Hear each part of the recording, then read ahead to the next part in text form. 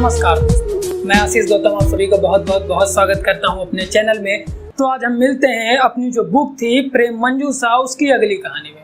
अभी तक हमने बहुत सारी कहानियां देखी, अब जो अगली कहानी का रिव्यू करेंगे या समझेंगे उसका नाम है नया विवाह। नया विवाह कहानी को विस्तार में समझने से पहले थोड़ा इसका शॉर्ट समझ लेते हैं, कहानी का सार समझ लेते हैं, मर्म मतलब क्या है। तो शुरू करते हैं। कहानी में एक व्यक्ति होता है जिनका नाम होता है लाला डंगामल। वो उनकी पत्नी होती है लीला। जब वह पहली पत्नी होती है लीला, खुद 43 साल के होते हैं और जो लीला होती है 40 साल की होती है, लेकिन वह उससे प्रेम नहीं करते, यानी उससे प्यार नहीं करते, उसको टाइम नहीं देते और दुकान में ही रहते हैं। दुकान में 11-12 बजे निकल जाएंगे और रात को 1 बजे आएंगे, बहुत कहने पर भी टाइम से नहीं आते। और इसी तरह परिस्थितियां बदलती हैं और एक दिन लीला की मृत्यु हो जाती है। जब लीला की मृत्यु हो जाती है तो लाला जी दूसरा विवाह करते हैं। जब दूसरा विवाह करते हैं तो दूसरी जो पत्नी होती है वह थोड़ी नई होती है, जिसका नाम आशा होता है। लाला जी उसके पीछे दुकान घर बार जितना होता है सब फीका कर देते हैं, यानी ज्यादा ध्यान नहीं देते, बस लाला को खुश करने में उसके प्रेम में पागल रहते हैं। मतलब आशा के प्रेम में लाला जी बस पागल रहते हैं, लेकिन आशा इनको भाव नहीं देती है। कुछ दिन बाद ये नदी विहार और जाने कौन कौन सी दवाइयाँ झाड़ फूक सब करा डालते हैं, मतलब इस आशा को बिना बताए, लेकिन कोई फर्क नहीं पड़ता। आशा जो होती है इनसे प्रेम दिल से नहीं करती है। एक दिन क्या होता है, जब उसके घर में एक नौकर आ जाता है, नौकर का लड़का, महाराज जो खाना बनाने वाले होते हैं, जब उनका लड़का आ जाता है तो आशा उसे खाना बनाना सिखाया करती है और बहुत उससे अच्छे से बातें करती है। एक दिन क्या होता है कि लाला जी 10 बार उससे कहते हैं आशा से कि थोड़ा सा समझ कर निकला करो, सज संवर कर निकला करो, लेकिन वह बात नहीं सुनती है। बड़ा कहने सुनने पर बस एक मोतियों की माला डाल लेती है, वो भी ऊपरी मन से। लेकिन एक दिन जब वो जुगल होता है, जो खाना बनाने वाला होता है, जब वो बीमार हो जाता है, घर जाता है, तो उसका लड़का आता है जिसका नाम जुगल होता है, जो 17-18 साल का होता है। जब वह आता है तो उससे आशा बहुत अच्छी बातें वह कहता है, बहू जी आप थोड़ा सा दच के रहा करें। और दूसरे दिन ही आशा एकदम चमक धमक बनकर आ जाती है। लाला जी खुश हो जाते हैं, सोचते हैं मेरे प्यार का जादू चल रहा है, लेकिन यहाँ किसी और का जादू चल रहा था, समझ रहे हैं आप। और जब ऐसे होता है तो आशा उससे पूछती है कि जुगल से, जो खाना बना, तू सारा दिन खाना बनाने के बाद कहाँ रहता है? तो कहता है मालिक घर में रहते हैं इसलिए डर की वजह से नहीं आता, वो मुझे खरी खोटी सुनाते हैं। तो आशा कहती है ठीक है, जब मालिक चले जाएं तब आना, मालिक जब चले जाएं तब घर आना। और यहीं पर ये कहानी समाप्त हो जाती है। ये था कहानी का शॉर्ट। तो स्टार्ट करते हैं अपनी कहानी विस्तार में। अगर उससे पहले अगर आप सभी हमारे चैनल में नए हैं तो जल्दी सब्सक्राइब कीजिए, शेयर कीजिए और कमेंट भी कीजिए, लाइक भी कर दीजिए। तो स्टार्ट करते हैं अपनी कहानी। हमारी देह नई, हमारी देह पुरानी है, पर इसमें सदैव नया रक्त बहता है, जिसके नए रक्त के संचार से ही हमारे जीवन का उदय है, हमारे जीवन का प्रवाह चलता है। पृथ्वी के कण कण में, अणु अणु में एनर्जी व्याप्त है, जिससे पृथ्वी का संचालन होता है। आज 100 साल की बुढ़िया नई दुल्हन बनी हुई है। लाला जो डंगामल थे, इस कहानी के मेन आदमी लाला डंगामल, जब इन्होंने नया विवाह किया पहली पत्नी के मर जाने के बाद, तो इनके जीवन में आश्चर्यजनक परिवर्तन आया। लाला डंगामल ने जब नया विवाह किया तो इनके जीवन में आश्चर्यजनक परिवर्तन आया। जब पहली पत्नी थी तो ये घर में बहुत कम रुकते थे और उसको भाव भी न देते थे। क्या होता था कि ये 10:30-11 बजे तक पूजा पाठ करते और खाना खाते, उसके बाद दुकान चले जाते। जब दुकान से थके हारे आते 12-1-2 बजे तक, तो लेट कर सो जाते। और आशा के बहुत कहने पर भी ये घर पे न रुकते थे। आशा ने एक दिन कहा कि थोड़ा जल्दी आ जाया करो, मेरा जी नहीं अच्छा होता, अब सारे लड़के सो जाते हैं, मुझे अच्छा नहीं लगता। तो लाला जी ने कहा क्या तेरे लिए दुकान छोड़ दूं, घर बार छोड़ दूं, क्या करूं? आज अब वो जमाना नहीं रहा कि लक्ष्मी जी को एक लोटा जल चढ़ाओ और लक्ष्मी जी प्रसन्न हो गई। ये वो जमाना है कि घंटों पूजा पाठ करो लेकिन फिर भी लक्ष्मी जी का मुंह सीधा नहीं होता है। ये वह जमाना है। तो आशा ने कहा मैं बैठने को थोड़ी ना कह रहा हूँ, मैं कह रही हूँ थोड़ा जल्दी आ जाना। तो जो लाला जी थे कहे कि अच्छा ठीक है, टोपी उतारे और खूंटी पे टांग दिए। जब टांग दिए तो कहे कि मैं ठीक है, मैं बैठा जाता हूँ, मेरे बैठने से अगर तेरा जी अच्छा हो जाता है तो मैं दुकान नहीं जाऊँगा। अब बेचारी आशा इस दुर्व्यवहार का मतलब इस तरह से क्या जवाब देती। वह सोच रही थी अगर मैं इनको ना बोल देती हूँ तो यहीं बैठकर मुझे जली कटी सुनाने लगेंगे। आशा इस बातें अपने जो पति था, प्यारहीन जो व्यवहार था, वह उससे बहुत ज़्यादा दुखित होती थी। वह घंटों बैठकर इस बारे में सोचती थी कि मेरी क्या गलती है।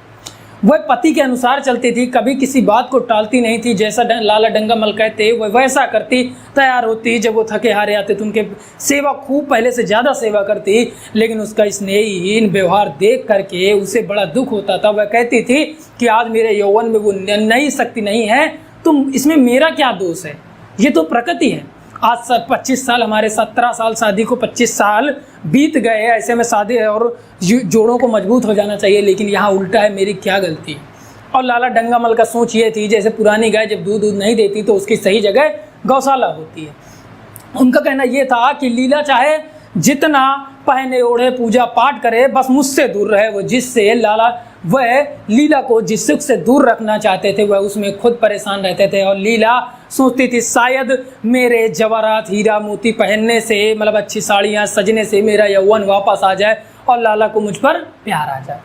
लेकिन लाला डंगामल वह बूढ़ी शरारतों से और ज़्यादा खिसिया जाते थे। कहते थे तुझे कौन समझाए कि नए वस्त्र पहन लेने से जवानी वापस नहीं आ जाती, लेकिन खुद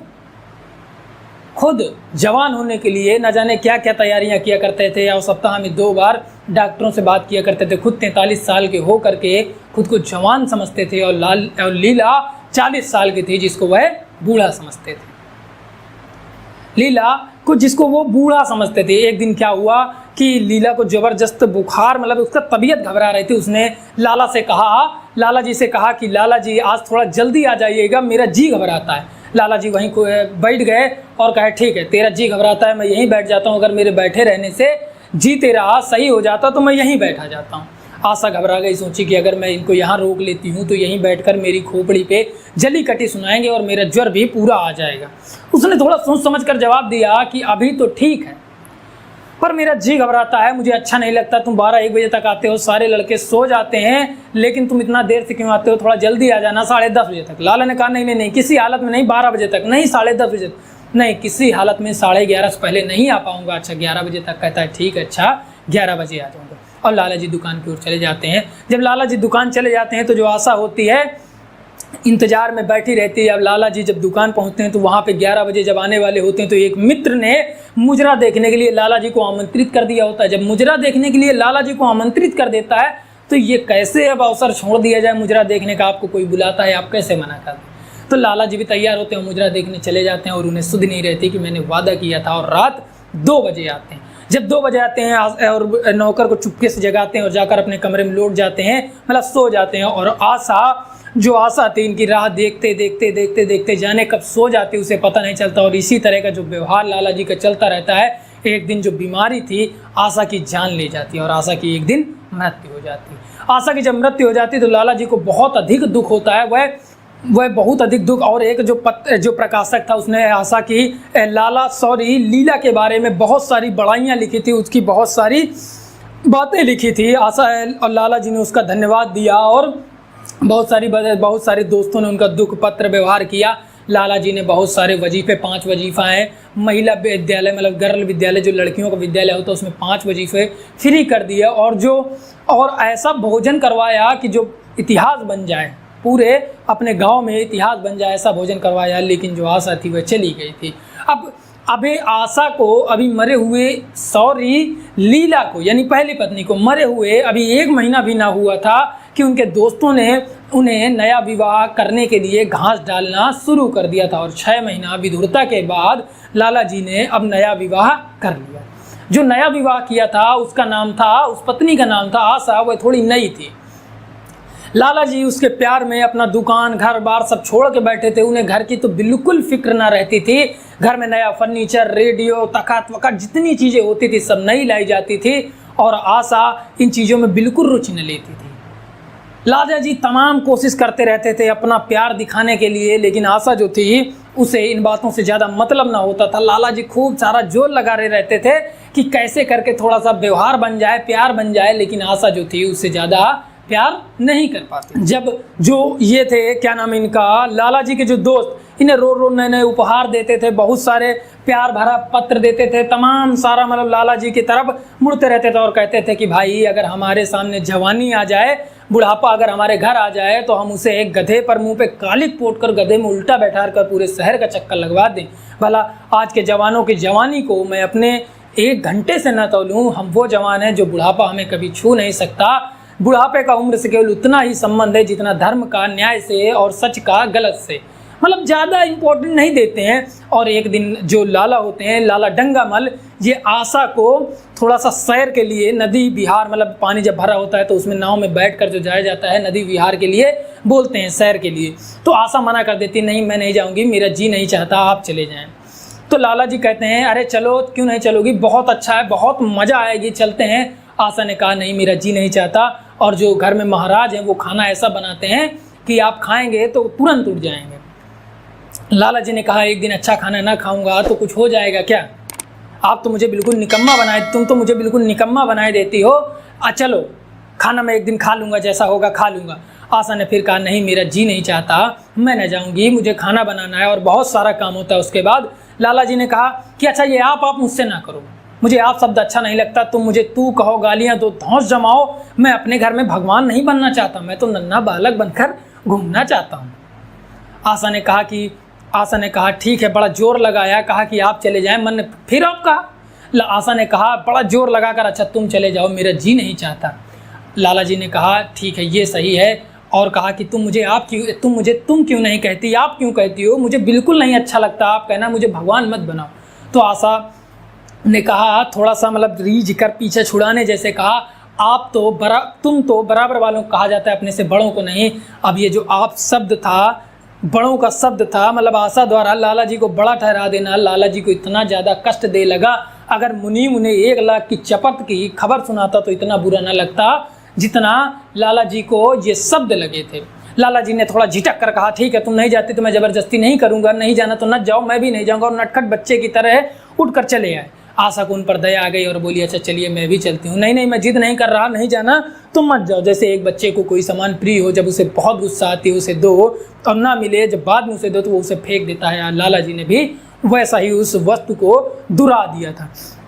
और आशा ने कहा चलो अच्छा चलता हूँ, आशा ने कहा चलो अच्छा चलती हूँ। आशा भी तैयार हो गई, दोनों गए, लेकिन विशेष आनंद ना आया। आशा भी वैसे ही तैयार होकर चली गई जैसे कपड़े पहने थी, जैसे विधवा हो, उसे ज़्यादा सजने संवरने का मन न होता था। और लाला जी इस पर विचार करते हैं जो गरीब घर की औरतें होती हैं वह सजने संवरने को बहुत ज़्यादा मन करती हैं, चाहे खाए ना बर्बाद हो जाए, लेकिन सजने पर मर जाएंगी, इतना ज़्यादा सजना संवरना उनको लगा रहता है। कई महीनों की मनोवृत्तियां यानी प्रयोग के बाद लाला जी अपने प्यार का जादू आशा पर चलाना चाहते थे, लेकिन धीरे धीरे लाला जी ये सोचते थे कि अगर कोई रेडियो पुराना हो गया तो उसे फेंक देना बेकार है, अगर घर में कोई दिक्कत है तो उसे सुलझा लेना अच्छा है, घर में कोई दिक्कत है तो सुलझा लेना अच्छा है, घर छोड़कर भाग जाना मूर्खता है। और लाला जी वैसे भी वणिक आदमी थे, मतलब कि वाणिज्य के विचारों पर चलते थे कि कोई चीज़ उसे अगर पैसा लगाया है तो उससे लाभ कमाएंगे, ऐसे नहीं छोड़ देंगे।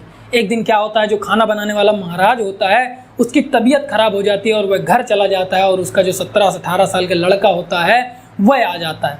वह कभी खाना ऐसा बना देता कि कुत्ते भी ना खाएं, मतलब दाल कभी इतनी पतली कि चाय, और कभी इतनी गाढ़ी कि जैसे कढ़ी, ऐसी बना देता। और नमक कभी इतना तेज कर देता कि खाया ना जाए जैसे नींबू का साकिन, और कभी इतना कम कर देता कि पानी जैसी लगे।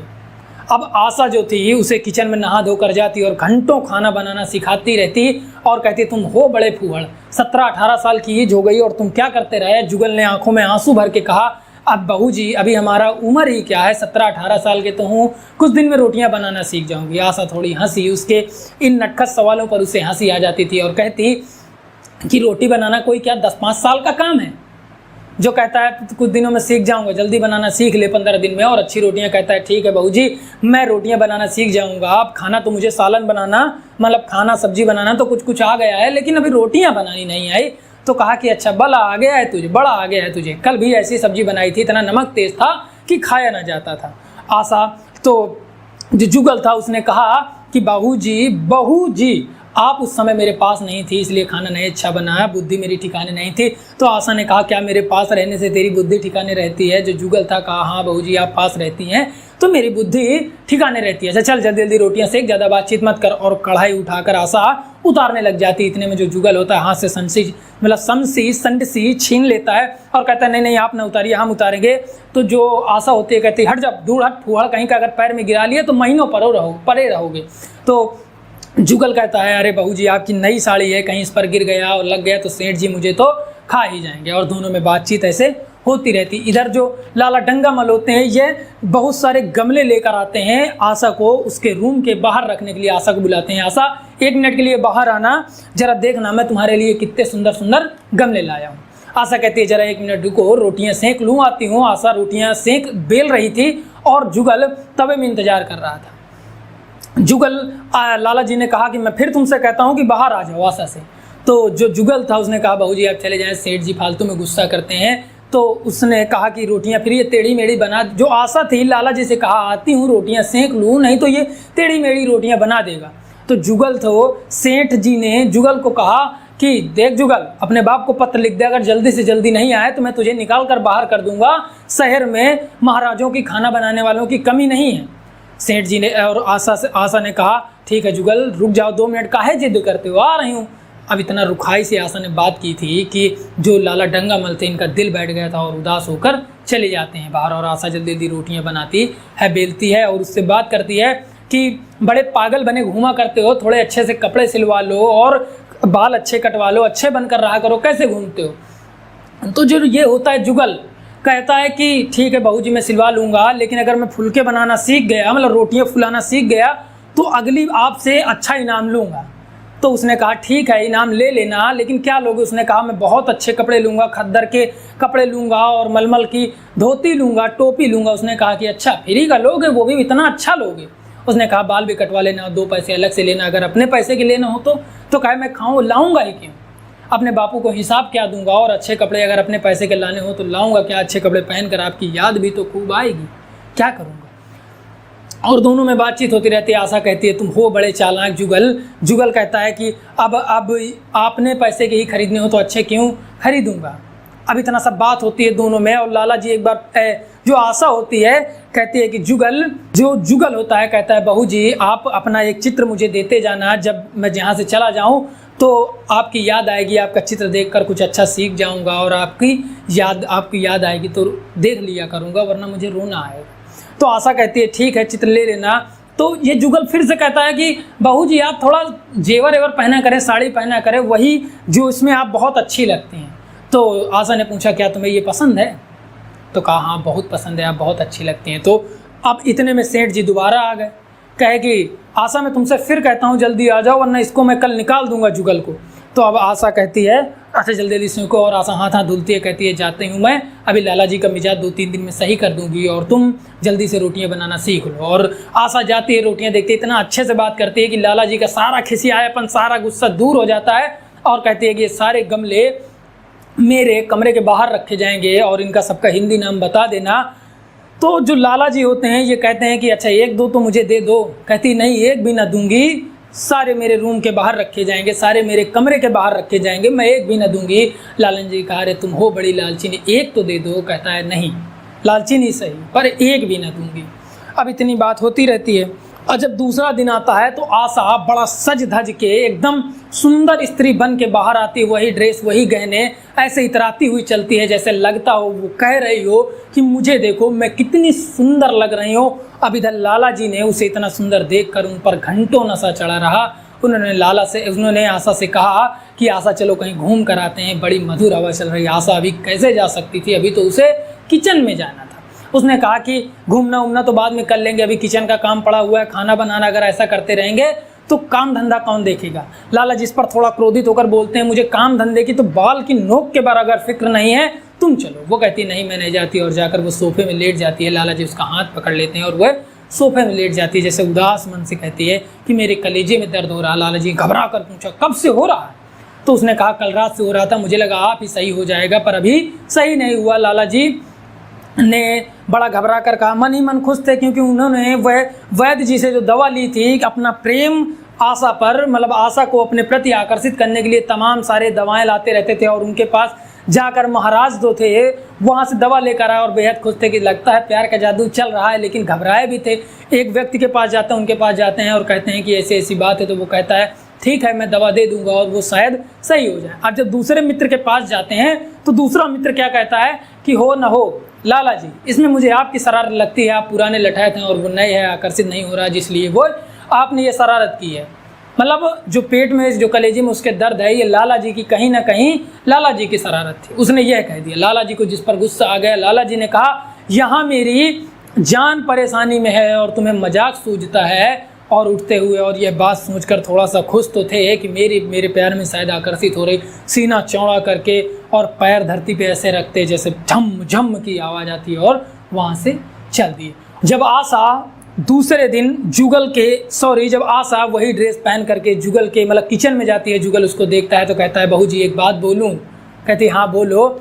आज आप किचन में ना आए, आज कुछ अलग बात है। तो आशा ने कहा ऐसा हुक्म क्यों दिया, क्या बात है? जुगल ने कहा नहीं कहूँगा तो आप बुरा मान जाओगी। नहीं बुरा मानूंगी, बताओ।